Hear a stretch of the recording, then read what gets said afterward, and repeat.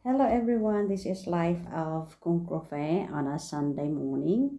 Actually, morning sa Uzbekistan and morning sa UAE, sa ibang part ng Middle East, morning. Pero sa ibang part ng Asia, it's already noon time, so happy lunch time. Ang gagawin ko po ngayon is brunch na. Pinagsama ko yung breakfast at saka lunch ko.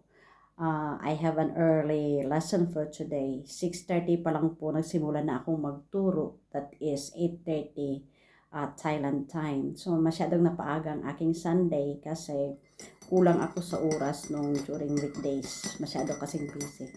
So dito ko pinuno siya sa Sunday. So ang break ko lang po is 1 hour. So ang ginawa ko, yung chicken na hiniwa-hiwa ko kagabi, ito, nagprito ako ng konti. Ininit ko lang siya dun sa pinainitan ko lang ng mantika. Then, ang natitira ko pa na bread, Diyos ko, hindi ko maubos-ubos. Naka-ref lang siya. Inano ko din siya ininit. Then, ito, naggawa na naman ako ng kamatis at saka cucumber kasi matagal na, ilang araw na rin po na hindi nakakakain ng kamatis at cucumber. So, I need to eat. So, simulan na po natin. Kain po tayo. This is our lunch. As in, kamay lang po talaga tayo ngayon. Naging crispy na po ang ating bread. Prinito ko na rin siya. Prinito ko na rin siya.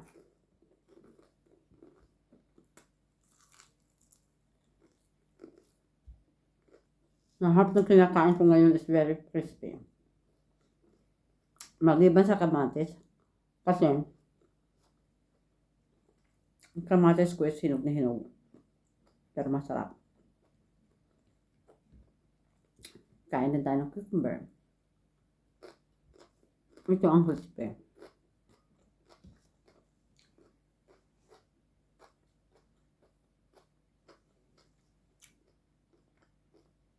Pinatay ko muna ang laptop ko kasi parang magpapahinga.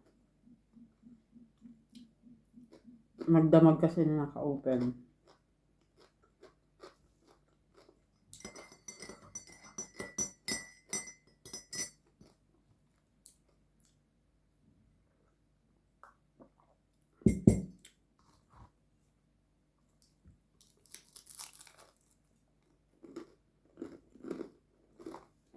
Hindi ba crispy ng aking bread? Kain po tayo.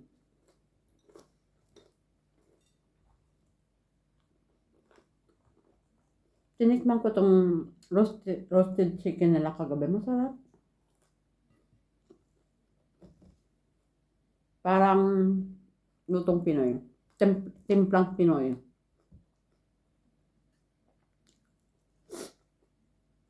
Pero hindi ako nakakain na kagabi ng chicken. Kasi pagdating ko galing school, nagugutom na kasi ako. Kumain ako ng bread. At saka matira pa ako na egg and noodles. Yun ang kinain ko.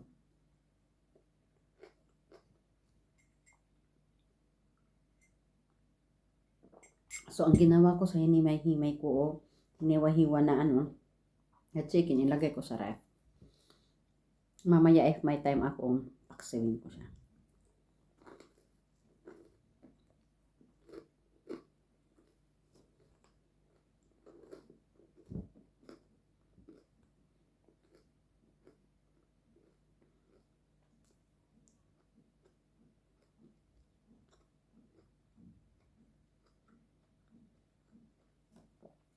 So, okay sana na magbili lang ng chicken na hiwa lang. Kahit kalahati lang sana. Kasi mag-isa lang naman ako. Hindi pwede. Buo.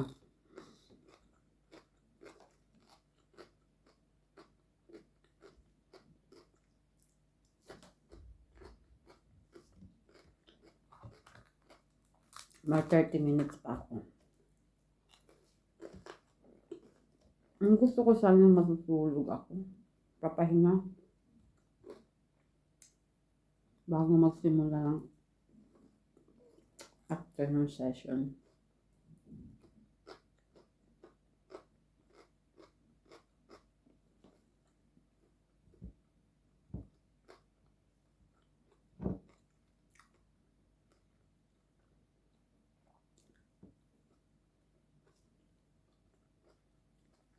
Kain po tayo.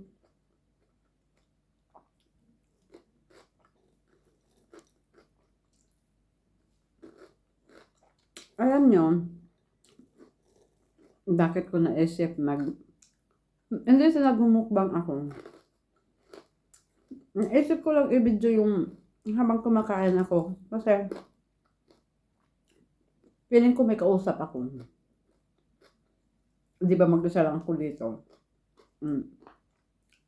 Feeling ko may kausap ako. Masarap kumain kung may kausap. Parang syunga-syunga lang.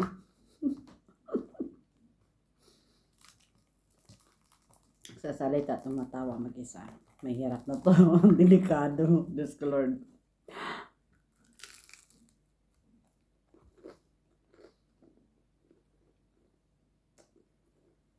Baka sabihin na pamilya ko, napunta ka lang ng Uzbekistan, naging ganyan ka na.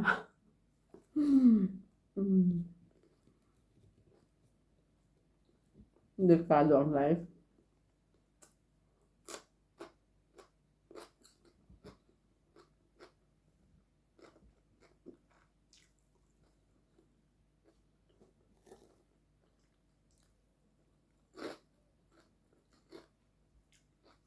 Huwag kayong magtaka kung kumakain ako tapos walang tubig. Kasi may kape na ako eh. Masarap na yung tubig, kape. Ganun ako nun sa Thailand. Kumakain, may tubig, may kape. Kaiba. Dito iba. Kape, kape. Tubig, tubig.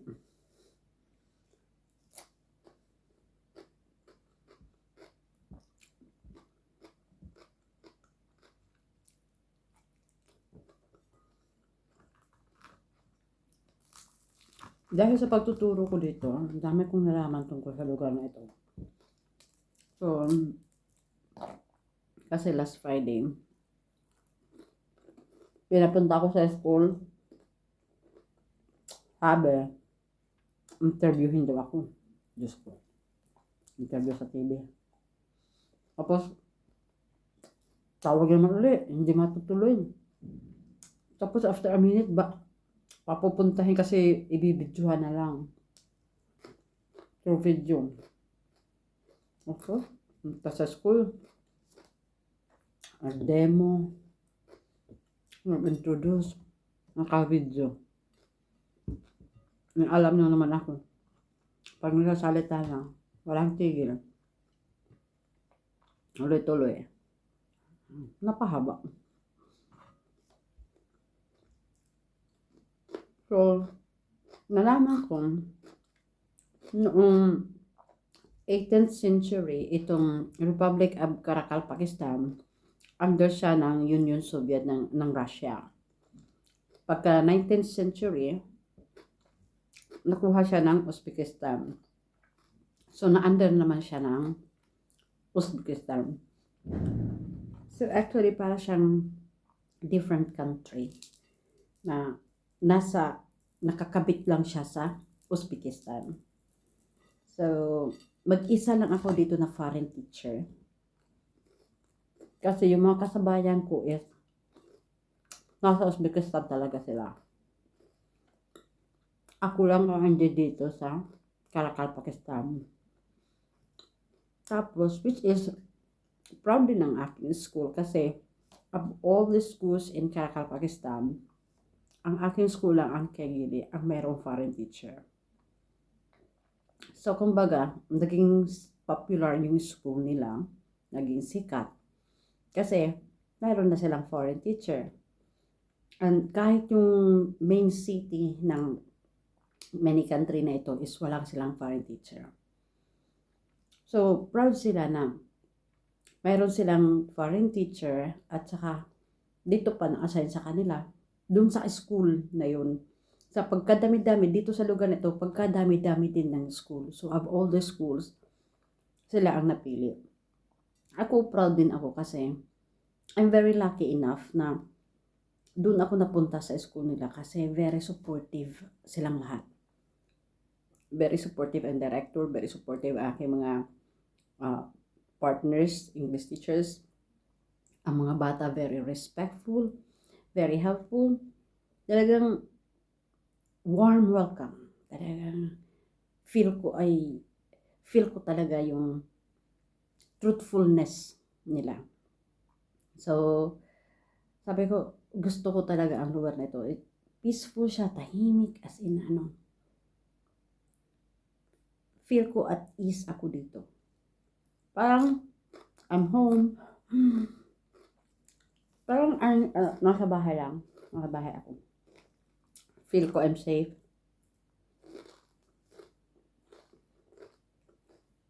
Tatanong niya, delikado ba dyan? Hindi naman.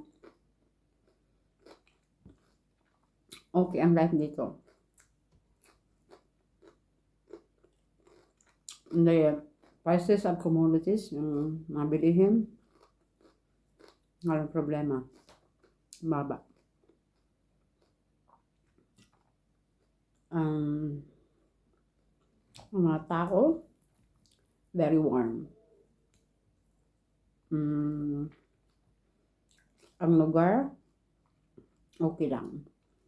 Malamig lang po dito. Yun lang ang problema. Sobrang lamig. Pero at least dito sa bahay, ang lahat na kasi naka-on na po ngayon ang mga heating system. Sabay-sabay kasi po ang pag-on eh. So at least ngayon, pag nasa loob ka ng bahay, nasa loob ka ng school campus, at nasa loob ka ng school building, you feel warm. Pero once you are outside, manginginig ka talaga sa lamig. As in malamig. Wala pa po yan snow. Lamig pa lang. So, but I am really enjoying my stay here. And hopefully, I will be staying for longer. Parang sa Thailand lang.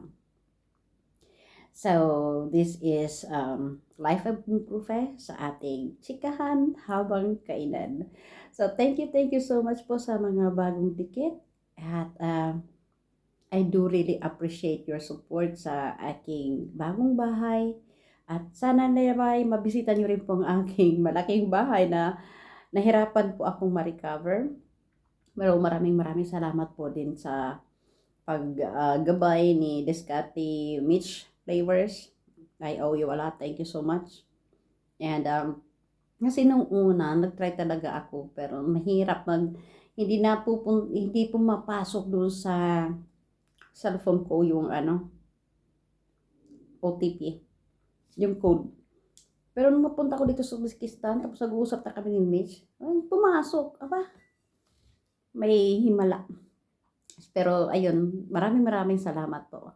And so hanggang dito na lamang po. This is Life of Kung Profe saying thank you and hopefully I can give back the support that you are giving to me. Thank you.